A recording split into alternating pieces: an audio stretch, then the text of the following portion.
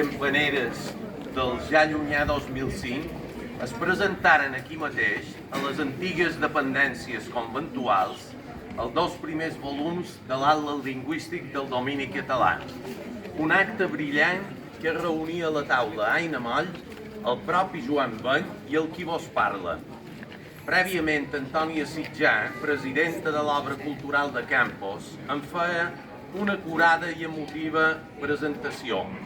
I Joan Pomar, a continuació, llegia un mots i uns versos dedicats a l'homenatjat sobre el parlar campaner. És sabut per tots vosaltres que sempre que he estat convidat a parlar del vostre fill il·lustre, ben il·lustre, canta fets i papers, mai no m'he negat a acudir a la cita per molt de motius, però bàsicament per tres: per la bondat que l'orna, per una saviesa gegantina i per un mestratge del qual he sortit molt beneficiat. Tot això deixant al marge els estrets llaços d'amistat compartida. Es fa difícil triar entre el mot que he escrit sobre la seva persona i obra, però finalment m'he decantat per uns que encara conserven la frescor de les collites novelles. Així, del test de la presentació de les seves memòries, publicat al llibre Joan Beny, 90 anys entre paraules, vos faig aquest petit tast. La presentació d'aquest llibre només podria assolir la perfecció si ara el llegís de dalt a baix.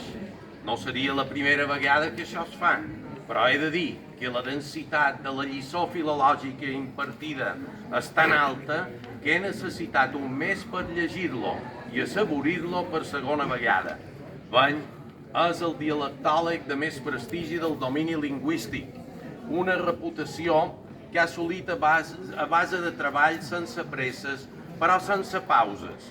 Una constància que ha fet de Campos, ho he dit en altres ocasions, la capital de la dialectologia catalana.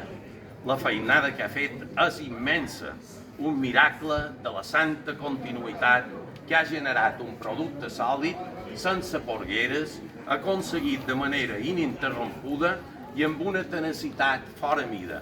Rubió i Balaguer va ponderar la severitat en la qual treballava.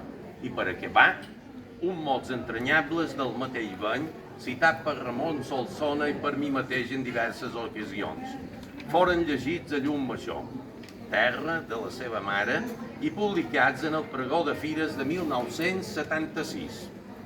Vetlau per la vostra llengua, vella com una olivera retorçuda, humil com una espiga de blat, harmoniosa com les notes d'una arpa, dolça com un rubiol de cavall d'àngel, bella com un cel estelat, que sigui sempre estimada com una esposa, com una mare, com la pròpia carn.